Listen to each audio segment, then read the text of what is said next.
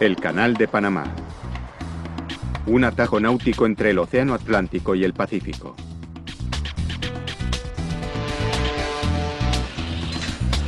Cuando se acabó el canal en 1914, era una maravilla de la ingeniería, que les ahorraba a los barcos un agotador viaje de 2 semanas bordeando Sudamérica.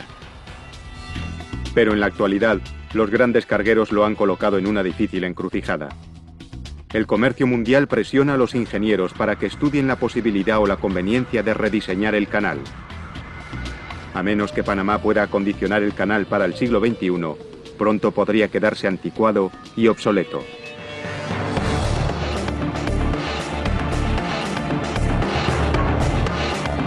Megaconstrucciones, el nuevo canal de Panamá. Son las 6:30 de la mañana en la entrada atlántica del Canal de Panamá.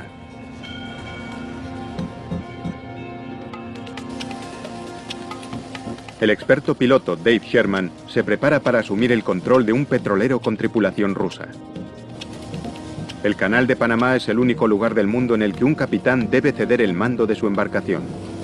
Estamos en la crecida. Hay que aproximarse con cuidado para que no haya accidentes.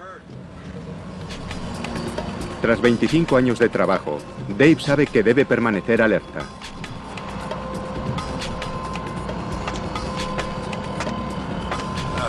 Buenos días, ¿cómo estás? Buenos días, bienvenido a bordo. Gracias.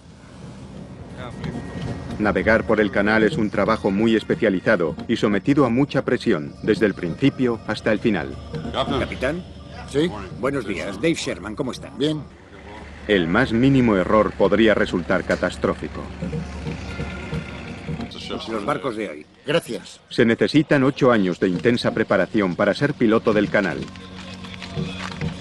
En la actualidad, son menos de 200 los pilotos capacitados que hay en todo el mundo. En un día normal, unos 36 barcos cruzan el canal en ambas direcciones, transportando 450.000 toneladas de carga. Si el canal se bloqueara, el comercio internacional se encontraría en un punto muerto. Desde el lado atlántico del canal, Dave tendrá que cruzar 3 esclusas, que elevarán el buque 26 metros y lo conducirán al lago Gatún.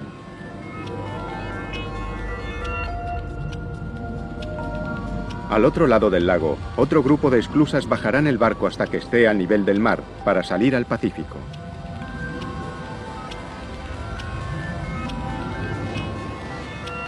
Dave tardará 10 horas en recorrer con el buque los 80 kilómetros del canal.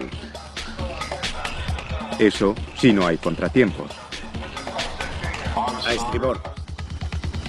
A 1 kilómetro canal adentro, Dave se encuentra con el primer conjunto de esclusas, las esclusas del Gatún. Bien, ¿cuál es la posición de 10 ahora?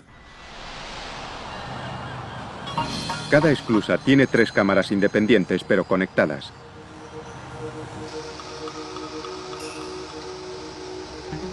Cuando el barco entra en la primera cámara, los operarios especializados lanzan unas amarras para sujetar los cables de acero de 2,5 centímetros de grosor a la proa y a la popa del barco. Los cables están conectados a 2 potentes locomotoras que circulan a ambos lados del canal. Cada locomotora puede remolcar 32 toneladas, o lo que es lo mismo, 2 aviones de combate F-14.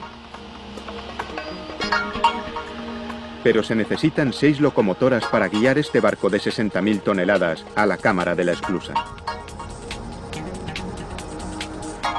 Dave reduce la potencia. Su pericia como piloto va a ser puesta a prueba. El capitán ruso está nervioso. Su barco tiene 32 metros de manga. La cámara de la esclusa solo mide 33 metros y medio de ancho. Queda menos de 1 metro libre a cada lado.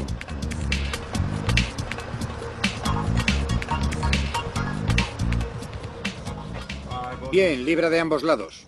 Dave necesita que se hagan unos leves ajustes. Ya podéis dejar eso, número 2. Parte número 2. La maniobra exige la precisión de un cirujano. Un golpe dentro de las cámaras podría romper el casco, se derramaría el petróleo y habría que cerrar el canal. No hay salida de emergencia.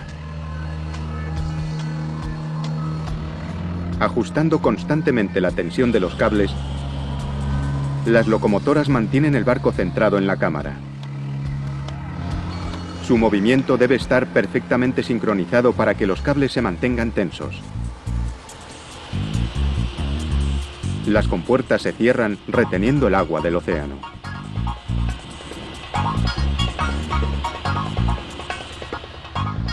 Arriba, en la torre de control, los operarios abren las válvulas y llenan la cámara con el agua dulce del lago Gatún para elevar el barco.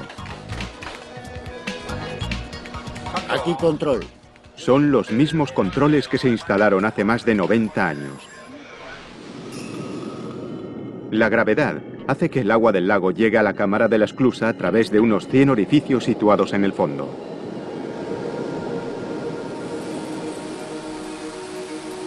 El agua que entra empieza a subir el barco hasta el nivel de la siguiente cámara.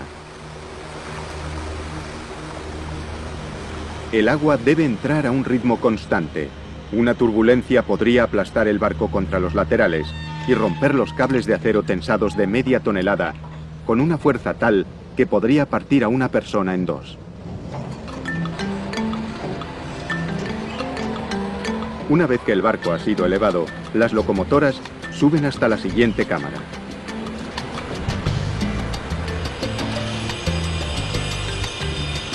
Las compuertas de 680 toneladas se abren lentamente.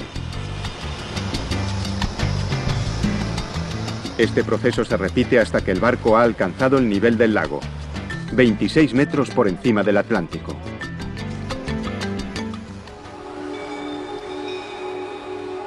A un barco como este se le considera un Panamax, porque tiene el tamaño máximo permitido para cruzar el canal.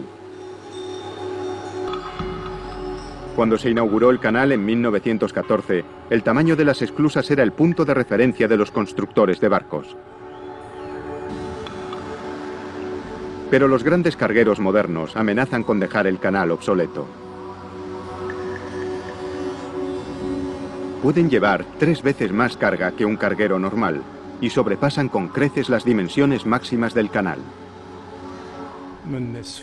El canal de Panamá va a necesitar esclusas totalmente nuevas, porque el tráfico de contenedores está aumentando y los barcos son cada vez más grandes.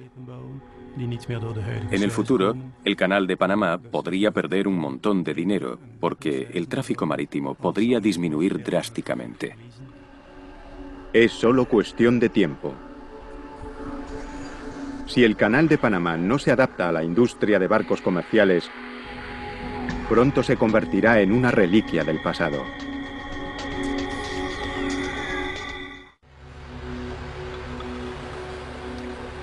$13.000 barcos transitan por el canal de Panamá cada año, transportando 172 millones de toneladas de mercancías. Este pasillo transcontinental aporta al gobierno panameño casi 600 millones de euros en concepto de peajes. Pero estos ingresos podrían perderse si no se rediseña el canal para que se adapte a los barcos modernos.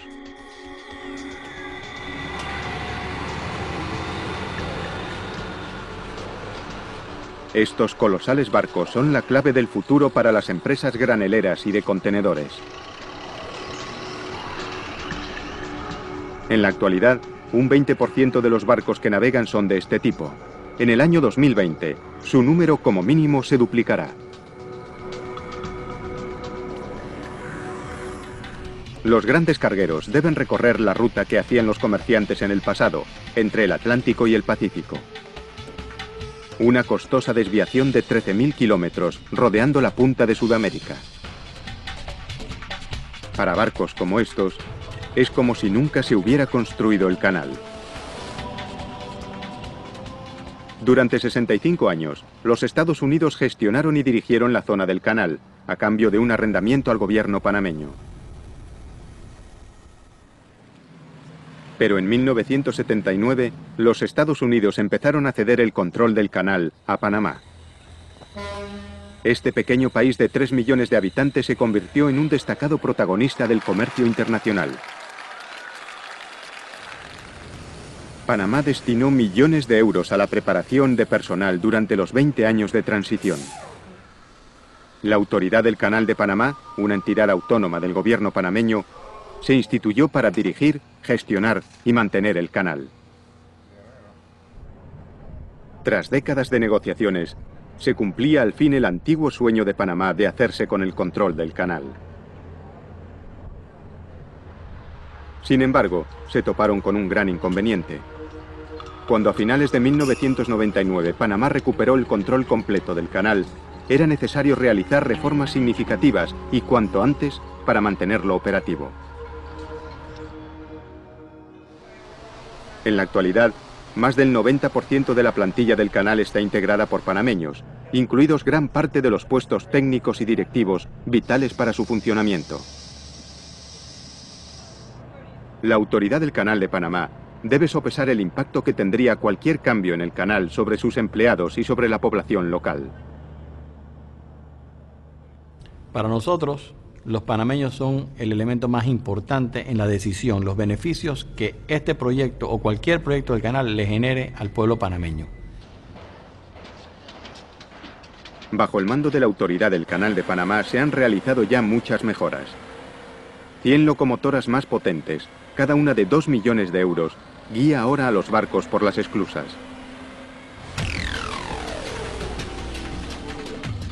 Una flota de remolcadores más potentes y más maniobrables escoltan ya a navíos como este buque contenedor de 72.000 toneladas por la parte más estrecha del canal.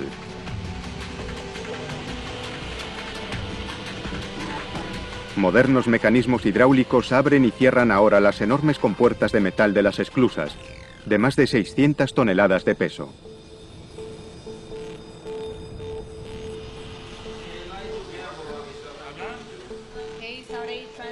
Los sistemas de comunicación entre el barco y tierra, que son vitales para la seguridad, también se han modernizado. El GPS ayuda a los ingenieros a realizar un seguimiento exhaustivo de los barcos que atraviesan el canal con precisión milimétrica. Y en el futuro, los barcos que quieran atravesar el canal tendrán que llevar a bordo sistemas de rastreo.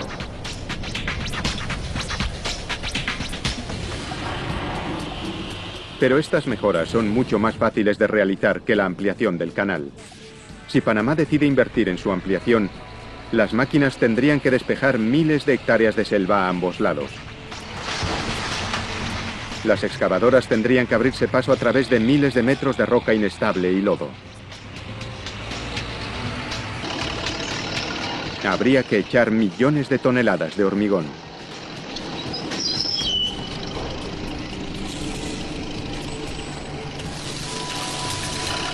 Pero el mayor reto de todos sería construir nuevas esclusas al lado de las actuales. Esclusas lo bastante grandes como para permitir el paso de los supercargueros. Las nuevas esclusas, 3 veces más grandes que las originales, pasarían a ser las mayores del mundo. Yo creo que la tecnología que tenemos hoy, con la cual contamos, no existía en 1904 y mucho menos en el 14 tampoco. Así que no hay ninguna duda en mi mente de que el proyecto, bajo el punto de ingeniería, es realizable. Sí, ¿cuál es la situación de los 10 remolcadores del sur? Volvamos al petrolero. Han pasado ya 2 horas desde que Dave Sherman empezó a guiar el barco hacia la salida de las esclusas, al lago Gatún. Este lago de agua dulce, de 431 kilómetros cuadrados, que en su tiempo fue la mayor masa de agua artificial, tiene una extensión casi 3 veces superior a la del lago Como, en Italia.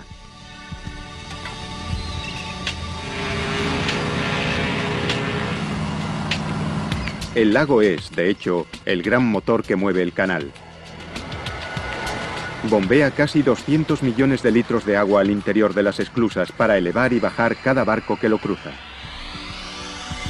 Con un tránsito diario de hasta 40 barcos, se bombean unos 7.500 millones de litros en un solo día. El lago Gatún también proporciona agua potable a 1 millón de panameños.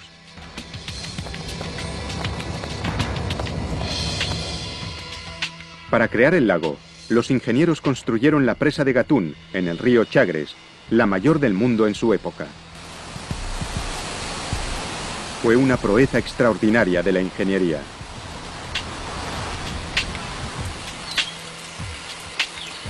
El embalse, de 418 kilómetros cuadrados, se reabastece con las intensas lluvias de Panamá. Pero no siempre. La escasez de precipitaciones hace que el nivel del agua en el lago descienda, lo que impide que los barcos puedan cruzarlo totalmente llenos. Deben descargar parte de la mercancía para reducir su calado. Irónicamente, el exceso de lluvia también provoca otros problemas. El ingeniero hidráulico, Carlos Vargas, es el responsable de mantener los niveles del agua del canal. Si no abrimos las compuertas y el lago sigue subiendo, las esclusas del canal de Panamá se inundarían, causando graves daños a la operación del canal de Panamá. Lo ideal sería que el nivel del agua del lago estuviera 26 metros sobre el nivel del mar. Carlos Vargas observa que hoy el nivel ha alcanzado la peligrosa cifra de 26 metros y medio. Hay que actuar de inmediato. Hola, este es Carlos Vargas, manager de hidrología. IT 2204-428, por favor. Enormes motores en el interior de las paredes de la presa levantan ahora una de las compuertas de acero de 57 toneladas de peso. En unos 5 minutos, 75 millones de litros de agua bajan por el desagüe y son vertidos al mar. El nivel del agua ya no es peligroso, ha bajado a 26 metros. Mientras tanto, el petrolero ya ha atravesado el lago Gatún. Está a punto de entrar en una de las secciones más complicadas. El corte Gaylar. Esta es la parte más estrecha del canal, un curso complicado y con curvas, abierto en medio de las montañas que forman la columna vertebral de Panamá. Es el mayor reto en lo que a navegación se refiere.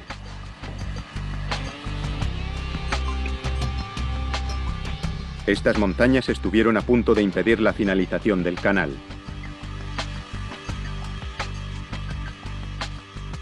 La idea parecía sencilla. Una zanja de 80 kilómetros de largo por 152 metros de ancho era lo único que hacía falta para conectar el Atlántico con el Pacífico. Pero las montañas de Panamá no se conquistarían fácilmente. Su ingenua ambición llevó al gran empresario francés Ferdinand de Lesseps a emprender el proyecto en 1873.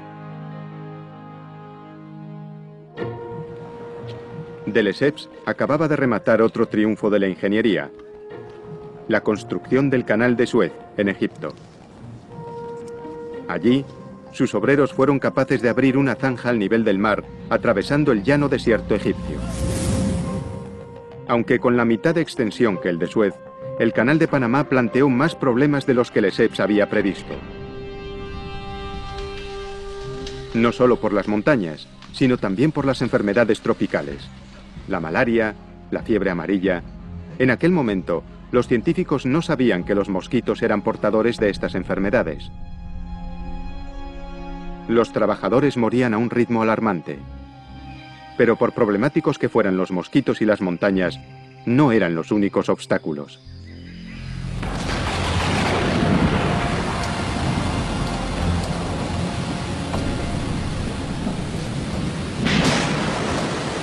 Durante los 4 meses de la estación lluviosa, una cascada de 2,5 metros de agua cayó sobre los operarios franceses. Y en varias y repentinas inundaciones, arrastraron consigo meses de excavaciones. Cuando parecía que la situación no podía empeorar más, en 1882 se registró el único terremoto importante en la historia de Panamá. 10 años después, los franceses se dieron por vencidos.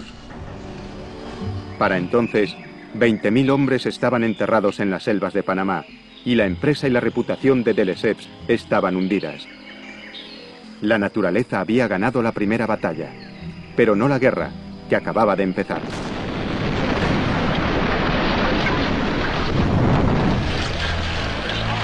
El siguiente visionario en retomar la causa del Canal de Panamá fue Theodore Roosevelt, el 26º presidente de los Estados Unidos de América. Roosevelt pensaba que el canal interoceánico era fundamental para reforzar el poder estadounidense en los 7 mares. Eligió a John Stevens para el puesto de ingeniero jefe del proyecto en 1905.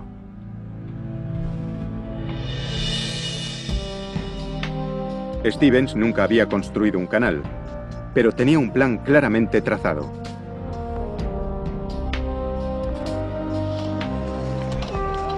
Primero, paralizó todos los trabajos de construcción y se centró en la salud de los trabajadores. Stevens destinó todos sus recursos a erradicar de Panamá la fiebre amarilla y la malaria. Su plan funcionó. En solo un año, un ejército de fumigadores habían erradicado estas enfermedades. Ahora Stevens podía dedicarse a los problemas de ingeniería. El primero era el peligroso río Chagres, que causaba unas mortales inundaciones. En lugar de luchar contra el río, como había hecho de Lesseps, Stevens decidió sacarle partido. Propuso represar el río en su desembocadura al Atlántico para crear un lago, el Gatún, a 26 metros sobre ambos océanos. Esta antigua filmación demuestra su enfoque. Stevens diseñó un conjunto de 3 esclusas a cada lado del lago para levantar y bajar los barcos sobre las montañas hasta alcanzar el nivel del mar al otro lado.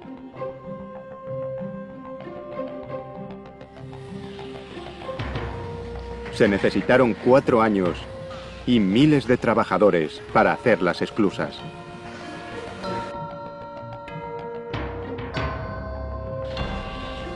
En aquella época era inimaginable que los cargueros pudieran dejarlas obsoletas.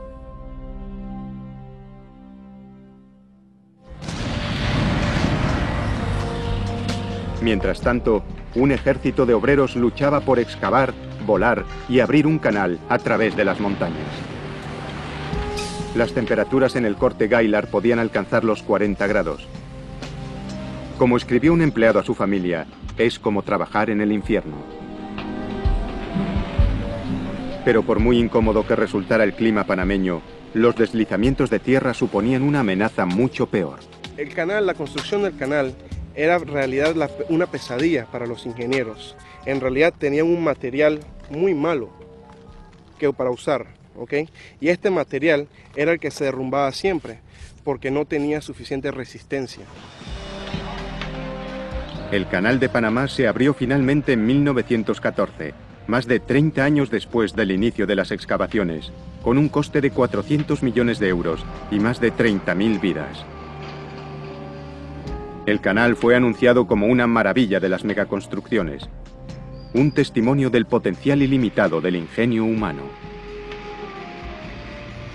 Porque ese sueño de poder conectar los 2 océanos, son los 2 grandes océanos que conectan el mundo. Y eso es una de las obras de ingeniería donde el hombre realmente se ha antepuesto ante la naturaleza y lo ha logrado de una manera eficiente. Y yo creo que el Canal de Panamá, por eso que se llama una de las maravillas del mundo. Pocos de los que atraviesan el canal hoy conocen el tremendo sacrificio humano que supuso su construcción. Seguramente, Dave tenga otras preocupaciones mientras pilota el petrolero. Está a medio camino en el corte Gaillard, en la parte más estrecha del canal. Un error ahora, incluso el más mínimo viraje desafortunado, y podría chocar contra una roca y destrozar el barco. ¿Es esta su radio? Enciéndala, quizá consigamos una frecuencia. Para los que no tienen los 25 años de experiencia de Dave, hay una forma más segura de cruzar el canal. Recibido. Más despacio, Ed. Más despacio, Ed. En un simulador de navegación, uno de los 4 de su categoría que hay en el mundo. En realidad, es un videojuego de gama alta, que le permite al piloto en prácticas realizar un trayecto completo por un canal virtual en el que tendrá que enfrentarse a todo tipo de situaciones complicadas, desde niebla espesa, falta de propulsión, colisiones... Nos dirigimos hacia la orilla, te necesito ahora. Fuerte marejada y 100 peligros más. Sí, todo va bien. Y sin embargo, ni los pilotos más experimentados pueden proteger a las embarcaciones o al propio canal del mayor peligro posible: los deslizamientos de tierra.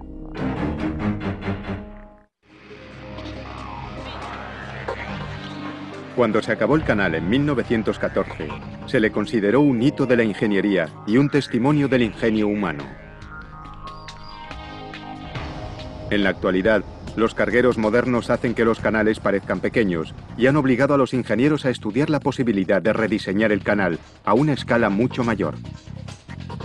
Los ingenieros tendrán que enfrentarse a algunos de los retos que tuvieron los primeros constructores hace más de un siglo. Los deslizamientos de tierra siguen siendo la mayor amenaza. En 1915, justo un año después de su apertura, 13 kilómetros de la orilla del Corte Gaillard se derrumbaron sobre el canal. El peligro sigue existiendo, a causa de la inestabilidad del suelo, formado por capas de roca, arcilla y pizarra.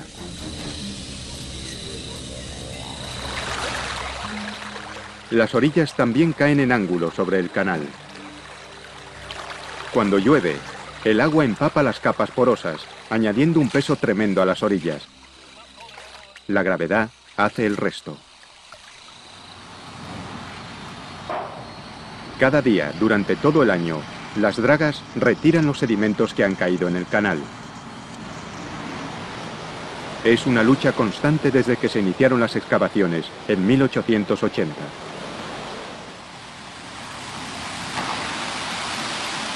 Hoy, modernas dragas como esta pueden recoger 113 toneladas de lodo y roca de una sola vez.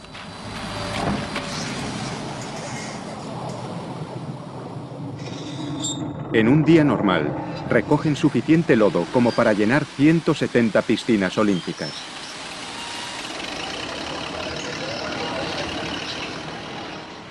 Si los ingenieros deciden ensanchar y reformar el canal para los grandes cargueros, tendrán que dragar lodo suficiente como para llenar millones de piscinas olímpicas. Creo que el movimiento de tierras, que es el nombre de esto que hacemos, va a ser la clave. A medida que los barcos sean más grandes y de mayor calado, los dragados tendrán que ser más precisos y las demandas de producción serán mayores. Pero las labores de dragado no bastarán para ensanchar y profundizar el canal.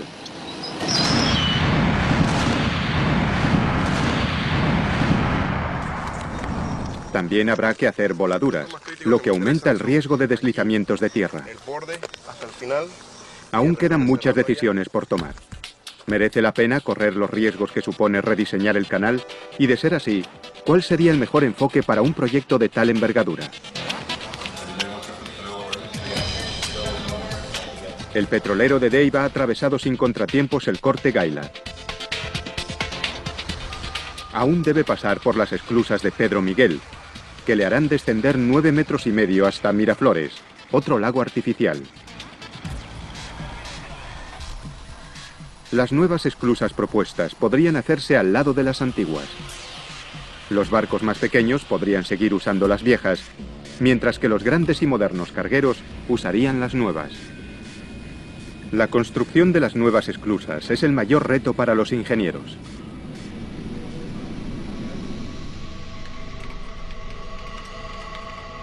Panamá invitó a ingenieros de todo el mundo a que participaran en la elección del nuevo proyecto.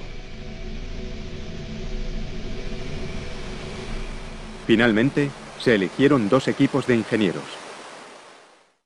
Un equipo estadounidense para las esclusas atlánticas y uno europeo para las esclusas de la parte pacífica. El equipo norteamericano pertenece a la misma institución que los constructores originales, el Cuerpo de Ingenieros del Ejército estadounidense. Es un proyecto que están deseando retomar. Si eres ingeniero civil y adoras los grandes proyectos, No hay nada mejor que trabajar en el Canal de Panamá.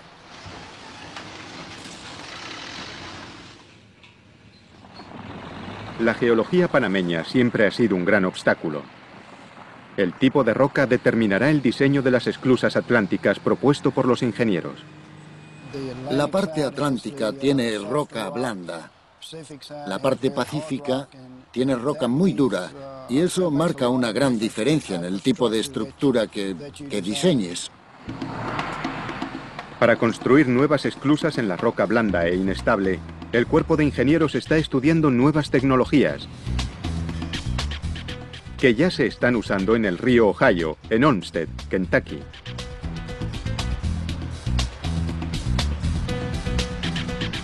Durante 5 años, los ingenieros se esforzaron en diseñar una presa y una esclusa nuevas aquí, en uno de los canales más activos de los Estados Unidos. Si hubieran cerrado la esclusa mientras se construía la nueva presa, se habrían perdido 2 millones de euros al día en ingresos.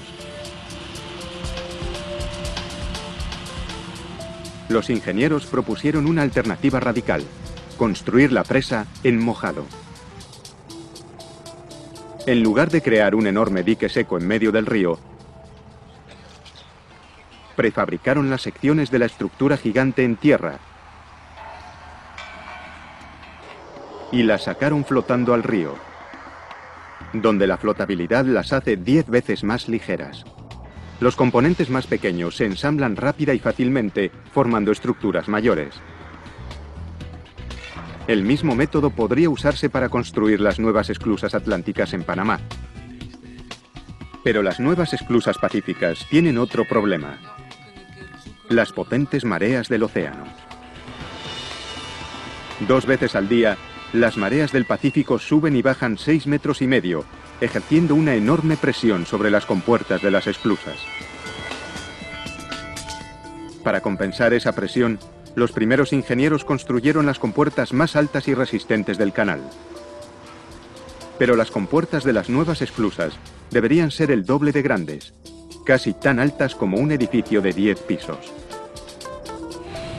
Bueno, creo que la parte más difícil son las compuertas de las esclusas, porque son unas estructuras de acero realmente complejas. José de Regue y su equipo creen que podrían mejorar el diseño de las compuertas que hay instaladas en el canal. El diseño actual del sistema de apertura y cierre de las compuertas funciona como las ventanas abatibles. En lugar de esto, de Regue eligió un modelo que se usa en Amberes, en las compuertas más grandes que hay en el mundo.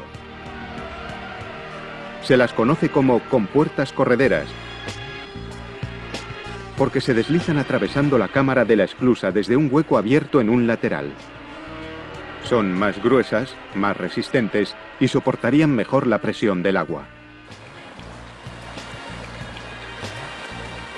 Además, el agua entra en la cámara a través de una serie de tuberías, un método más eficaz que el sistema del Canal de Panamá. Los sistemas de llenado y vaciado están situados en las paredes laterales. Es un método mucho más sencillo, tanto de construir como de mantener, y menos complicado que los sistemas de llenado que tiene el actual canal situados en el suelo de la cámara. Sin embargo, la mayor ventaja de una compuerta corredera es que los trabajadores pueden ocuparse de su mantenimiento sin cerrarla. Una compuerta de refuerzo se cierra mientras se elimina el agua de la compuerta principal. Solo estando en su interior es posible hacerse una idea de las enormes dimensiones de las compuertas belgas. Su longitud es equivalente a 2/3 de un campo de fútbol. Tiene 7 pisos de altura y 18 metros de ancho. Hace que las compuertas de Panamá parezcan las de una casa de muñecas. En un dique seco, esta compuerta pesa 1.400 toneladas, lo mismo que 5 Boeing 747. Pero por pesadas que sean, cada compuerta corredera para el Canal de Panamá tendría que ser el doble de pesada. ¿Cómo podrán los ingenieros desplazar una compuerta de 2.700 toneladas a través de una esclusa de 60 metros de ancho? No tendrán que hacerlo. Como muestra el modelo, la flotabilidad reduce el peso efectivo de las compuertas huecas a solo 90 toneladas.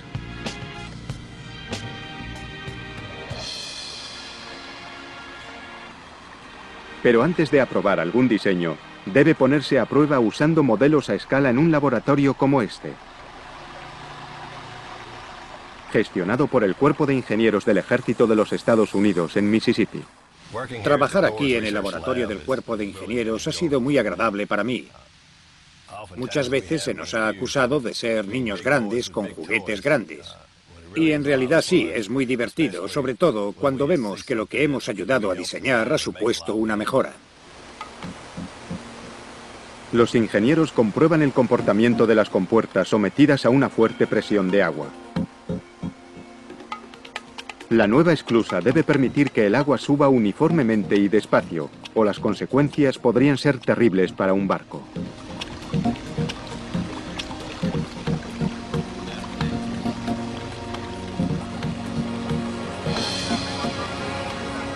La amenaza de un accidente está siempre presente para los ingenieros y pilotos del canal, como Dave Sherman. Está a punto de llevar el petrolero hacia la última esclusa, cerca de la entrada pacífica del canal. Cruzar el canal le ha costado a los propietarios del petrolero 295.000 euros en peajes. Una ganga, comparado con el largo y complicado viaje bordeando Sudamérica. Antes de que Panamá pueda ampliar su canal para adaptarse a los nuevos barcos, aún queda otro obstáculo de diseño por salvar. ¿Qué propulsará a las nuevas compuertas? El agua es el motor que propulsa cualquier sistema de esclusas. Pero el lago Gatún no contiene agua suficiente como para elevar los grandes barcos en las nuevas esclusas. Los ingenieros deben resolver el problema del agua o nunca se harán realidad sus sueños de ampliación del canal para adaptarlo a los grandes cargueros. El equipo de diseño estudió tres opciones. Una era reducir el número de cámaras de la esclusa de 3 a 2. Con menos cámaras se reduce el consumo de agua, pero una cámara menos haría peligrar el suministro de agua potable de millones de panameños. Esto se debe a que el agua salada que entra en la cámara de la esclusa más próxima al océano ahora se diluye en agua dulce en 2 cámaras más. Eliminar una cámara significaría más agua salada en el lago.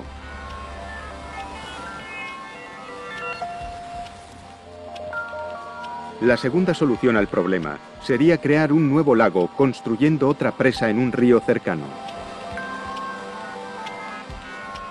Sin embargo, esta opción es la menos favorable, porque supondría la expropiación de muchas casas para dejar espacio al lago. En Alemania, los constructores de canales diseñaron una solución alternativa. Se llama elevador de barcos. En lugar de elevar el nivel del agua en la cámara para subir o bajar el barco, la propia cámara de la esclusa ajusta su altura. Cuando un barco entra en la cámara, se cierran las compuertas a ambos lados. Es como si el barco flotara en una bañera. Una vez ajustada la altura de la cámara al siguiente nivel de agua, se abre una de las compuertas y el barco prosigue su viaje.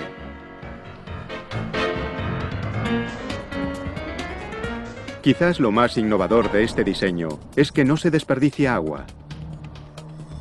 Pero los barcos que atraviesan estas esclusas pesan 900 toneladas, la 60ª parte de los barcos que cruzan Panamá.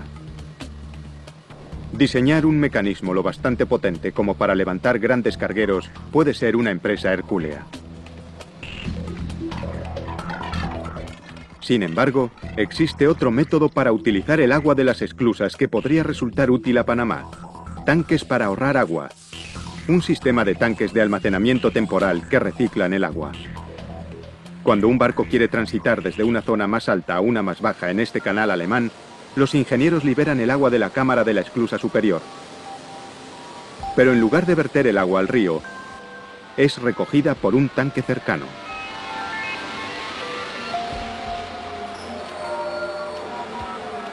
Después, cuando otra barcaza tiene que ser elevada a un nivel superior, los ingenieros pueden reutilizar el agua de los tanques de almacenamiento temporal. Si logran construir un sistema similar de tanques de almacenamiento para las nuevas esclusas en Panamá, quizás consigan subir y bajar los grandes cargueros modernos con la misma cantidad de agua que se usa en las actuales esclusas. Pero aunque los ingenieros puedan resolver el problema del agua, deben enfrentarse a una terrible amenaza de la naturaleza que podría sobrepasar todos sus esfuerzos. Los terremotos. Recientemente, Panamá ha experimentado un aumento del número de pequeños seísmos. Los terremotos se producen cuando las placas geológicas chocan entre ellas. Panamá está muy cerca de 4 de estas enormes placas. Sin embargo, no ha padecido ningún terremoto importante desde 1882. El reciente aumento de la actividad sísmica podría ser en realidad una buena señal. Las placas podrían estar liberando la presión acumulada sin plantear graves peligros. Estos pequeños seísmos podrían ser también los primeros avisos de un futuro terremoto asesino.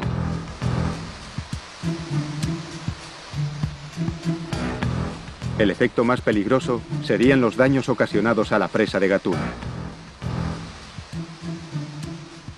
Si la presa se agrietara, el lago se vaciaría en 6 días y el canal estaría fuera de servicio durante 3 años,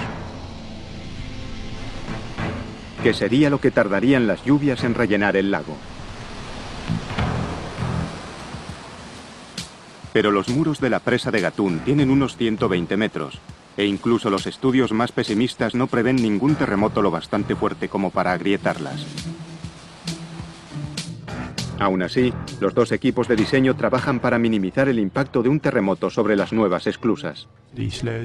Si hubiera un terremoto y la estructura no estuviera diseñada para soportarlo, teniendo en cuenta la tremenda presión hidrostática que ejerce el agua sobre las paredes, sería una auténtica catástrofe para la presa. Los ingenieros reconocen que cualquier estructura sometida a un terremoto importante sufriría ciertos daños. Su objetivo es impedir que se derrumbe por completo.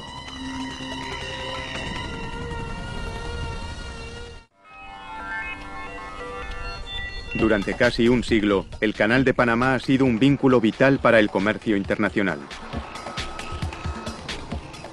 Símbolo de los logros industriales en el pasado, los ingenieros deben plantearse ahora la construcción de un canal mayor para evitar que el actual se convierta en una reliquia. Aunque encuentren solución a todos los retos a los que se enfrentan, la naturaleza podría derrotarles. ¿Podrían las esclusas sobrevivir a un terremoto asesino? El escenario de la catástrofe podría ser parecido a este. Año 2030. Las mayores esclusas del mundo ya están en funcionamiento.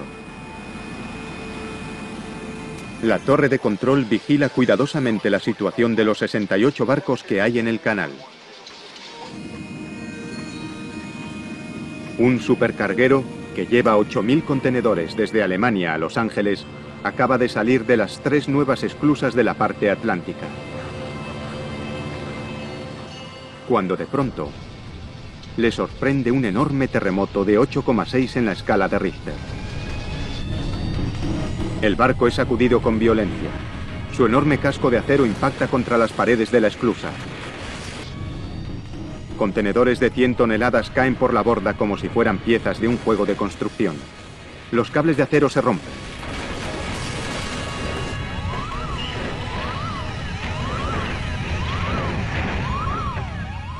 Los ingenieros cortan de inmediato el flujo de agua, con la esperanza de que las paredes y las compuertas aguanten. 30 angustiosos segundos después, todo ha acabado.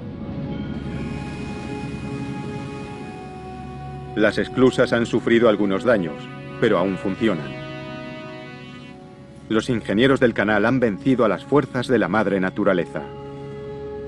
Al menos, esto es lo que se espera que ocurra. Pero nadie podrá asegurar nada hasta que el nuevo canal sea construido.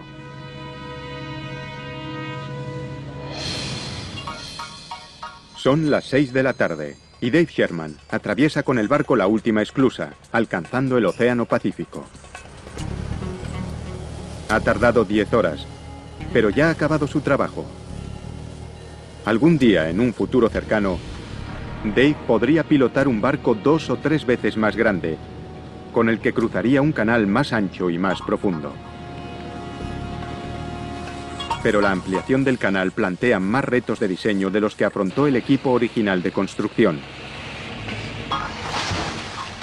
Sin duda, el proyecto es tremendamente arriesgado, pero las ganancias podrían ser extraordinarias.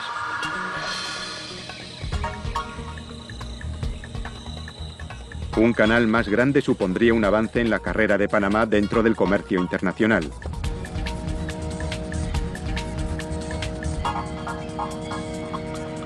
Si se rediseña el canal para acoger a los grandes cargueros, esta proeza de las megaconstrucciones transformará, sin duda alguna, nuestra manera de viajar y de hacer negocios. Al igual que sucedió con el Canal de Panamá original a principios del siglo XX.